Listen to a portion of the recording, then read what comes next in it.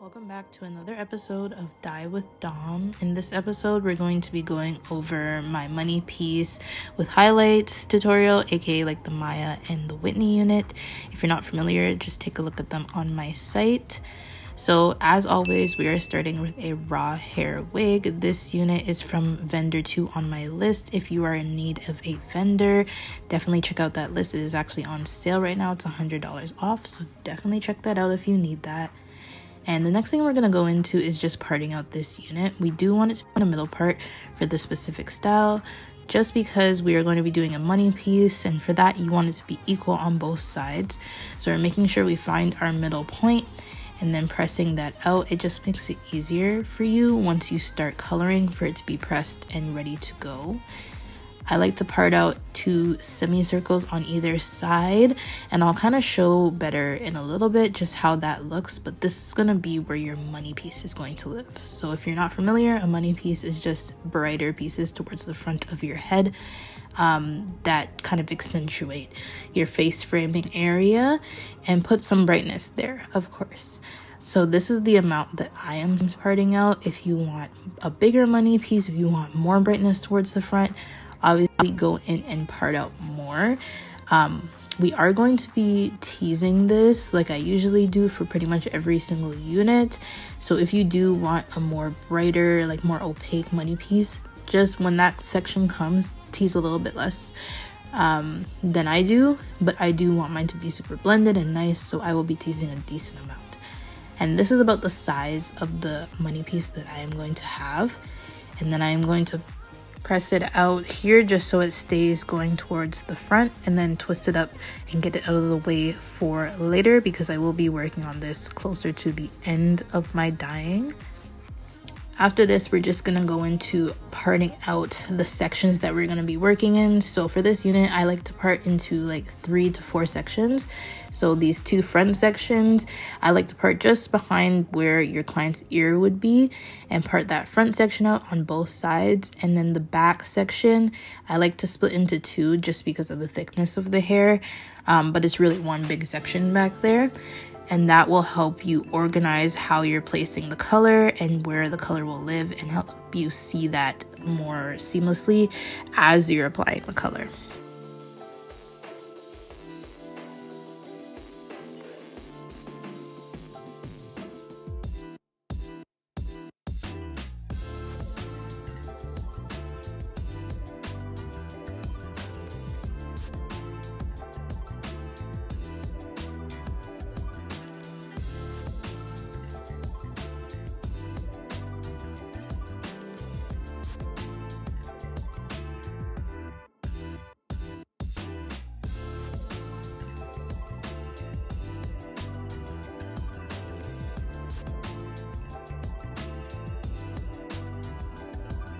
Once I have these sections completed, I'm gonna go ahead and pick out my first part that I'm going to actually apply the color to.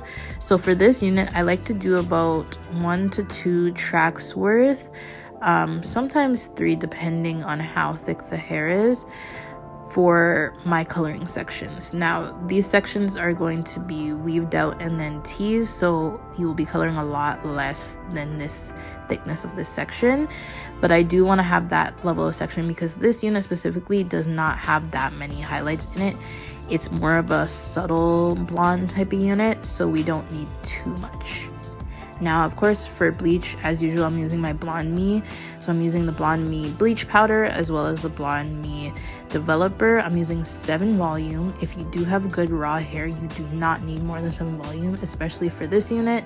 As you're going up, you won't need to really change it unless you're going very fast. So for me, I do change a little bit halfway and I go up slightly. I'll go up to 15, and then I'll go up to 20 at the top, just so that everything is processing at the correct time. But if you are a beginner, definitely stay as low as possible. You do not want to damage the hair, and the higher the developer is, the faster it's going to lift the hair, which means the faster it's going to damage the hair. So you definitely want to play it low and slow for this, and just mix it up until the consistency is what you need, what you're comfortable with. For me, I like a 1 to 2 ratio, with 1 being 1 part of bleach powder and 2 being 2 parts of the liquid developer. That'll give me a slightly runny paste, but not super duper runny, so it can kind of stick on there, but it won't dry out super quick like if you did a 1:2 ratio. Now, just a little trick for the foils to help them stick better, especially if you do not like using a board, like I don't like using a board. Just put a little bit of bleach mixture on the foils, not too much. As you can see, I'm just putting a very, very light layer just so that the hair will stick to the foil, and that's all you need. Now, going into actually setting up the hair to be colored, I'm gonna do a weaving, so you're going over and under the hair and picking up hair as you go. You want to separate those 2 sections, and then you want to tease that up to the top. Now, this is usually the technique I use if you've watched my other Dye with Dom tutorials. Generally, I am doing some sort of weaving and teasing. If not, I'm just doing teasing on smaller sections. The teasing is what's going to give you that dimension. It's going to push some of those hairs up, but when they are pulled back down, they're going to blend out those harsh lines that you'll have from coloring the hair, because of course this hair is going from pretty much dark brown, black to a blonde color, so it's going to be a pretty stark difference. So you do want to have that teasing in there just to give you a little bit of dimension, so that you can have that be blended in, and so it doesn't look like crazy like tiger stripes. So that's why we do that.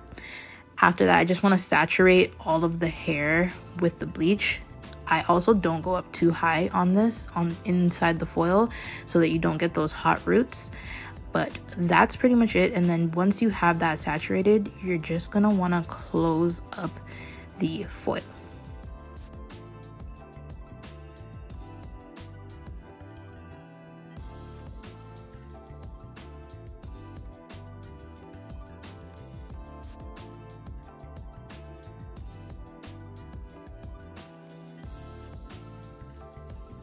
Now I'm just going to be continuing up the hair, doing the exact same thing.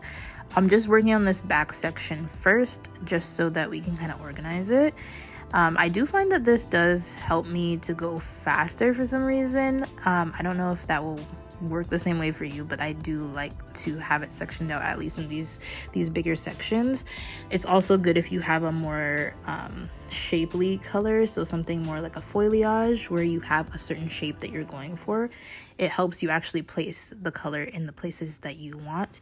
You can do that method here as well. Maybe I'll do a video in the future of how you would go about that, but essentially you would just be taking the bleach and putting it in kind of a waterfall pattern, leaving out some of the middle parts. But again, I would have to do a video to explain it better than that. But you're going to be doing the same thing, working up all of the hair in the back there, making sure everything is saturated properly. Do not skimp on your bleach mixture here. I understand that bleach is expensive. This is why we charge what our wigs are worth. You need to make sure that you're putting enough bleach on here, or else you will not have the results that you want, and you'll have patchiness within the hair, and we do not want that. So make sure you're using enough bleach mixture, and make sure that all the hair that's bleached is within these foils. If it comes out of the foil, then you're gonna have some problems. You're gonna have to go in and fix that after, and we don't want to have any of that. So just make sure you are getting all of the hair in the foil, and that you're applying enough bleach to all of the hair.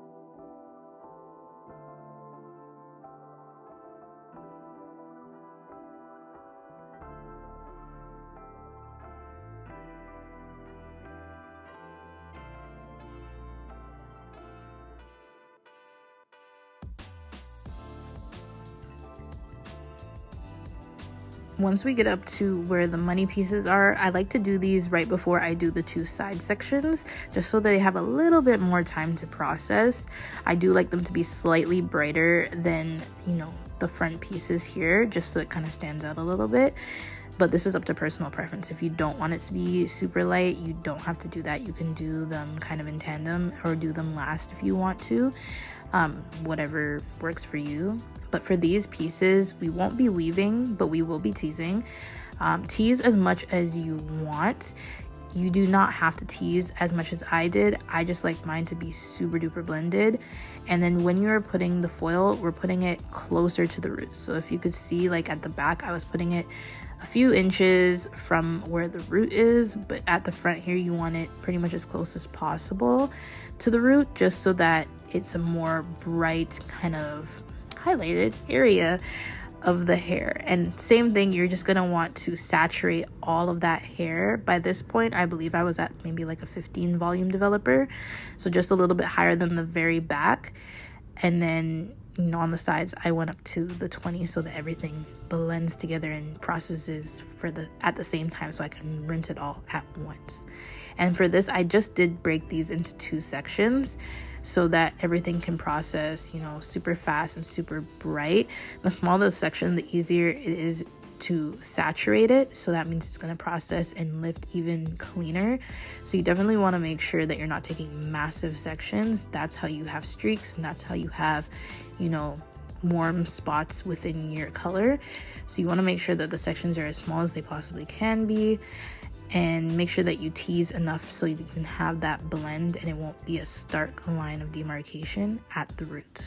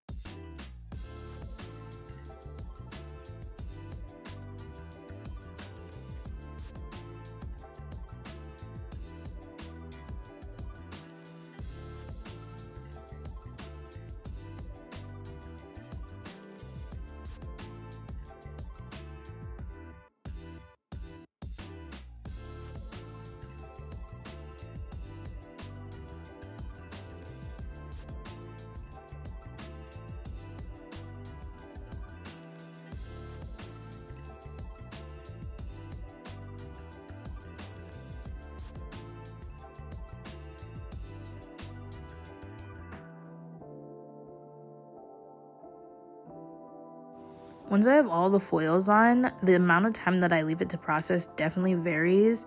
There's a few factors, the heat inside your room, how the hair is lifting. With raw hair, generally you're gonna get that high lift, but the time it takes may be different, just like everybody's hair is different. All the donors, they have similar origins, but not everybody's hair is going to be exactly the same and react exactly the same to bleach. So you just have to look at it and check here and there, like, okay, how far is it lifted?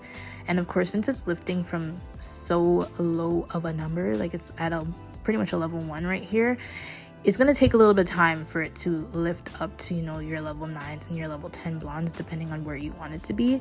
So just check in. I like to check in at least like 30 minutes after I've applied every foil, see where it's at, and then leave it for longer if needed. Then I'm going to go in with the toner. All I do with this is mix it with the developer and put it all over the hair once I've rinsed out the bleach and let it set.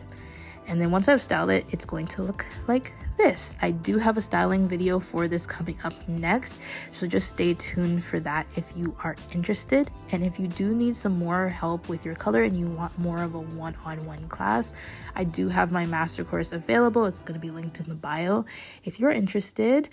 And that is all for me today, so I'll see you guys in the next one. Bye guys.